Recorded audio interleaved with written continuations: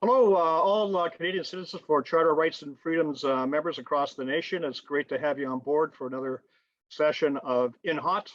Remember, In Hot is fighter pilot terminology for we're rolling in on target with weapons ready and loaded, and we're cleared in hot on today's topic, which is basically the Canadian political scene.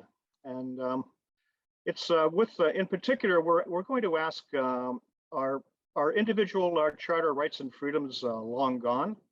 Have they gone the way of the dodo? And today we have our very, very able wingman to discuss this issue.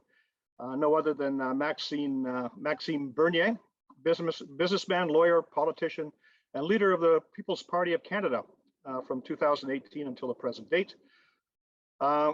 Maxime Bernier has served as member of Parliament for both from 2006 to 2019. He was a prominent cabinet minister in the Conservative government of Stephen Harper, ultimately serving as Minister of Foreign Affairs. He narrowly lost the Conservative leadership race in 2017, and shortly afterwards, he left the party in 2018 to form the People's Party of Canada. Now, some people say that he left the Conservative Party. Others say that the party left him. Max opposes government intervention in society and prizes, along with his party, the national interest above those of offshore entities. Now, welcome aboard, Max. It's such a pleasure to have you on board. I've got to ask you first off about your the last federal election. In that election, no one was really talking about it, but the only party that come out of that with real gains was the People's Party of Canada. And I believe that you tripled your votes from the election of 2019. And I wanted to ask you if you could comment on that and what lies ahead. What are your plans ahead? Yeah, first, thank you for asking. And I think you have a point there saying that, the Conservative Party of Canada left me. I resigned from the Conservative Party of Canada because I said they're not conservative enough. And, that party, the Conservative Party of Canada, is intellectually and morally corrupt. And we have more and more examples of that every day. So, and we decided to create the People's Party of Canada in 2018. And you're right, at the first election in 2019, we had 1.6% of the vote. And after that, the second election for us, the last one, last September, we had 5% of the vote, and more than 840,000 Canadians voted for the PPC. So yes, we did very well, and we are growing. And actually, right now, we are about 10% in the polls. So it's going very well. We are pushing the ideas of freedom and personal responsibility, respect and fairness. And all our policies are in line with our principles. Now, I wonder, as you proceed forward, your party has been described in not very favorable terms. You've been called far right. You've been called a lot of names, and it seems like the media really has it in for you. How do you, as you go forward, how do you plan to address this kind of these attitudes that the party faces? Yeah, that was coming from the media, and that's not true. Like people just have to read our platform. They can go on our website, peoplespartyofcanada.ca. Our platform is there, and it's all based on these four principles that I said before. And we are doing politics differently because we are not doing any pollings or survey, or we are doing politics based on conviction, and we have a vision for this country. Yes, we are a populist party, but I like to add a smart populist party. Political party, because we are pushing important and bold reforms for a more freer and more prosperous country.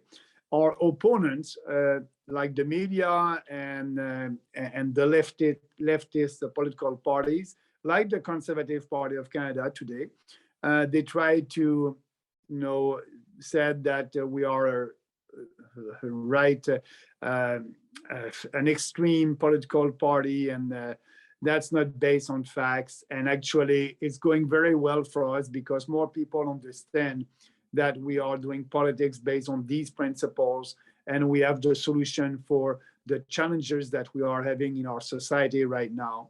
So it's a question of being out there, explaining our platform, speaking to more people, and like that, we'll have more support. Mhm. I just look back at history, and if I had to place your party anywhere, I'd have to. I look back to the early 1900s with the Laurier Liberals, and I look at what happened. Laurier, back in I think it was 1905, he said, you know, the 20th century belongs to Canada.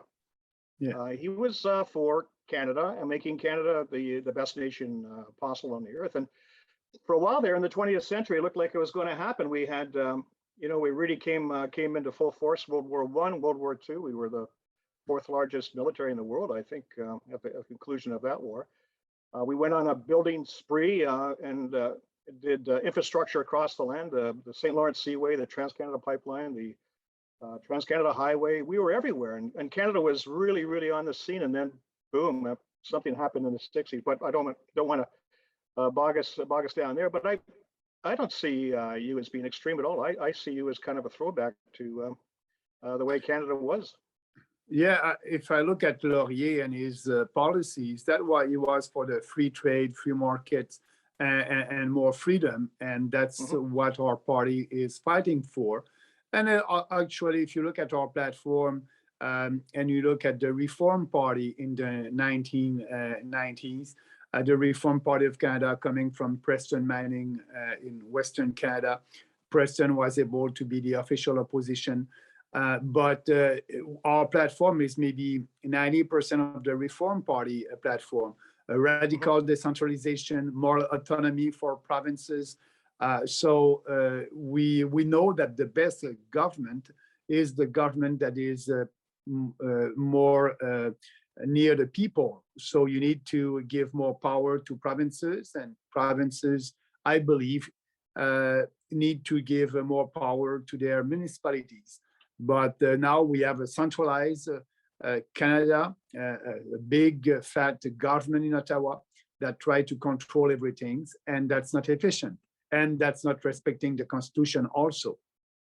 Isn't that odd that that a party that wants to be a Canadian party and look at Canadian national interests as a priority is all of a sudden on the extreme and is all of a sudden you know, outside the mainstream? I find that rather odd, but what it really bothers me is the fact that as we drift into the centralized state, we seem to be getting further and further away from things like individual rights and freedoms that are forefront as fundamental in our own charter. And it's gotten to the point now where people are being made to feel guilty about asking for those individual rights and freedoms because they're not for the team.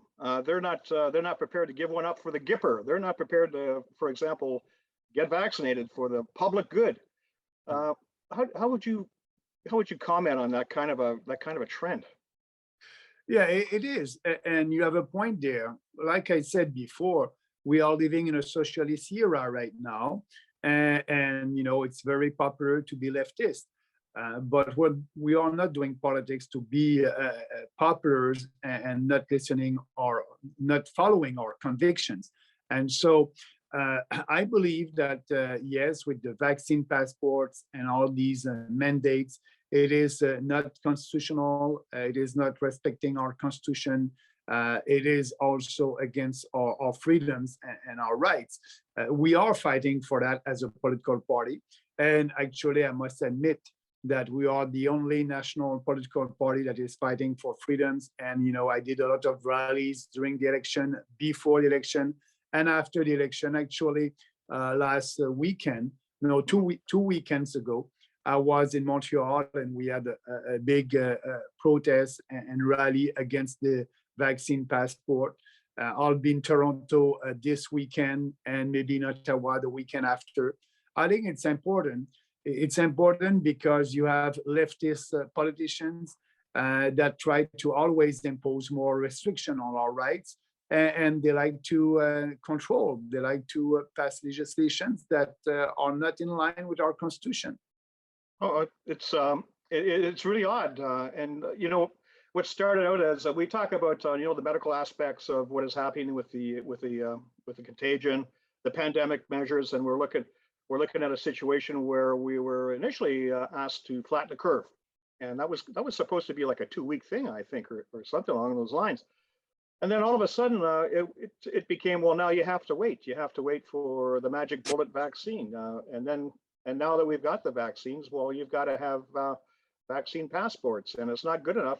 They told us that 60, 70, 80% of the population would give us herd immunity. Now we're well past that, and we're still now we've got to get boosters, and I find it really, really hard to accept because nowhere along the line is there any explanation in the charter. It says that if you're going to take away rights, you have to demonstrably justify taking away those rights, and I haven't seen any justification. Have you seen justification from where you sit?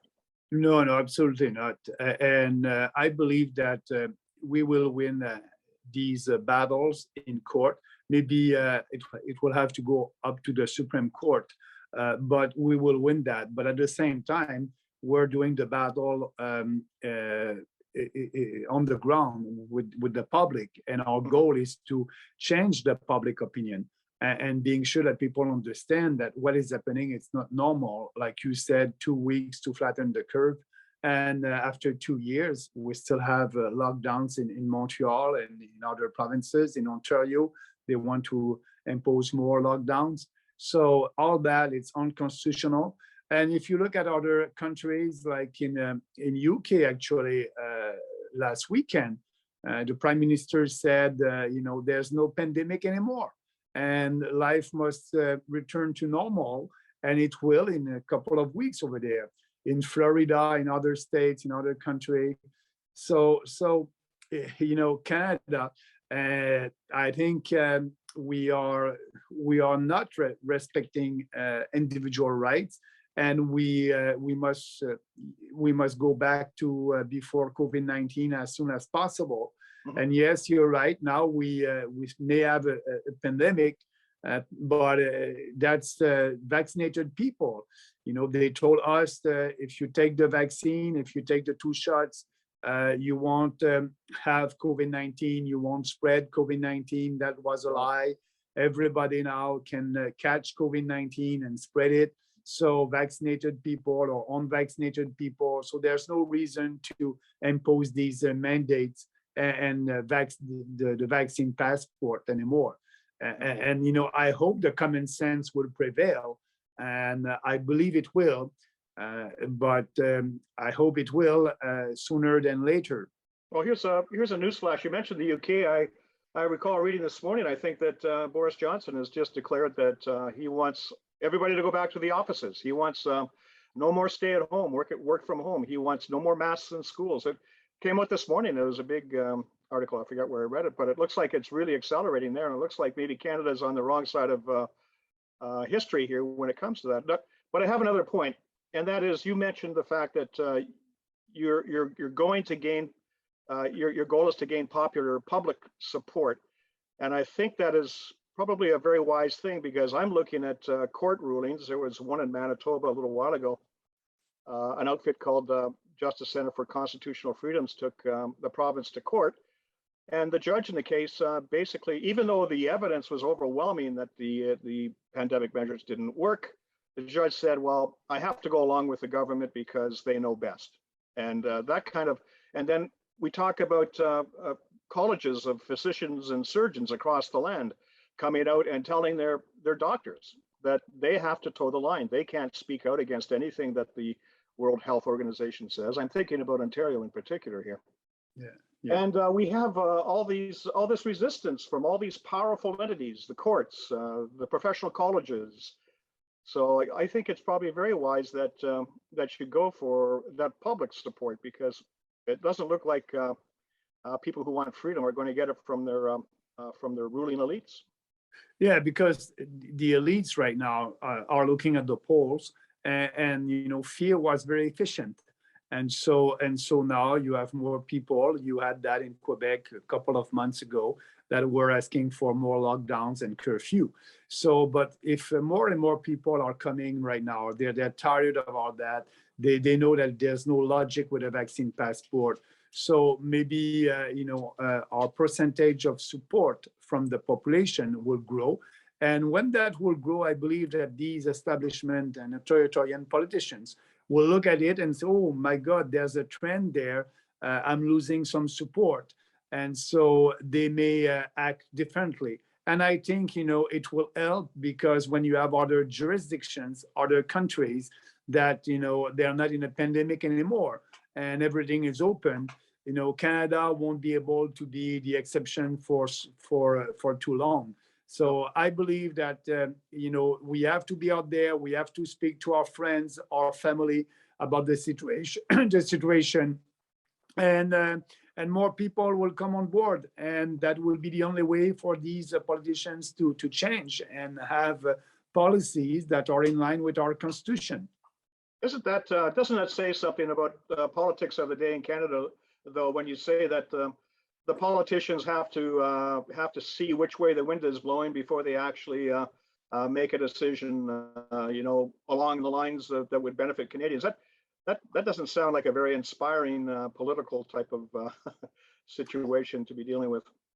Yeah, they're not leaders. They don't have any vision for this country except more authoritarian measures. Yep. And you cannot build a prosperous country with that. And all these COVID-19 measures were very costly. And we are paying for that right now with the inflation in Canada, 4.9%, 4.8% last year. So that's a lot. And now the price is going up everywhere. So that's the inflation tax. So we must stop all these lockdowns measures and all these programs and try to balance the budget as soon as possible. I tell you what, if you're talking about public opinion changing in the near future, I'll give you a story, a personal story from today. I went to the grocery store. My wife gave me a shopping list and said, go down to the local grocery store and get me some bananas and this and that and the other thing. She wanted sweet potatoes. She wanted 2 sweet potatoes. Well, I went to the grocery store. I could only get 1 sweet potato because that's all that was left on the shelf. I went to the bananas and there were 3 bananas and they were all inedible. So I didn't even bother buying those. So I ended up going to another grocery store, a great big chain grocery store, and similar situation. The shelves in the perishable section of the fruits and vegetables section of both stores was basically half gone. So I think we're, when they doubled down and they shut down trucking because they shut down the non-vaccinated truckers, I think we're in for, over the next couple of days, you're going to see public opinion turn on a dime, is what I think you're going to see. Yeah, absolutely. I believe that. It's too bad, but that policy will have an impact. And these truckers, they have the right to come in Canada without a vaccine passport. Actually, they're staying in their truck. They're alone in their truck. Yeah. They're not a public danger for the public. They've been doing it for 2 years. For 2 years, they've been doing it. Yeah. So why there's a difference right now? So it's a crazy policy that won't solve anything. And I believe that if that happened everywhere in the grocery stores, people would be very mad, and that would be the beginning of the end. Well, it's happening, and it happened to me today. I'll tell you, I was shocked. It was like being in a third world country. It was like being in the USSR from 30, 40 years ago. It was crazy. But there's another aspect I'd like to get your thoughts on, and that is, if we have a medical system that is so fragile that with a couple of hundred, people going into ICU, saving a province of Ontario, 14 million people, if it's so fragile that we have to shut down all of our individual rights and freedoms to preserve that system, that medical system, what do you say? What can you say about that medical system, and what can you say about is it time to change it? Yeah, it is a time. It was a time 20 years ago. And politicians didn't have the courage to do the reform. We need more competition. We need more private delivery of services with a universal health insurance. So that's a solution, like in other countries, not like in the US, like in Europe, in Sweden, and other countries like that. You have the choice to go to a private clinic or a public hospital, but you have a universal coverage. So that can happen. We need to have more of that here, open to competition, and that's the solution. So us at the federal level, we are promoting that. We want to give more autonomy to provinces for them to be able to do that. And that's a shame right now that they're blaming, unvaccinated people because they're more unvaccinated right now. But maybe in 2 weeks it will change. Blaming unvaccinated people because our healthcare system is not working. It's a socialist system that is not working, and we knew that for a long time.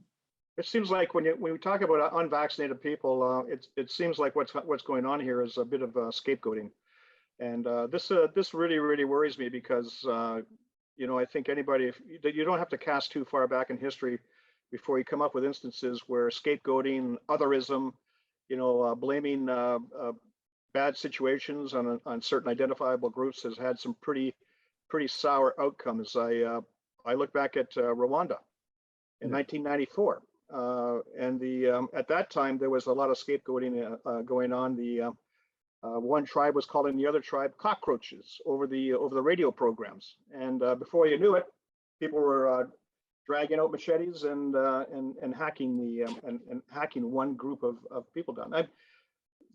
I don't want to be alarmist, but this kind of talk, and when I see it coming from the Prime Minister, I get very concerned. How do you feel about that?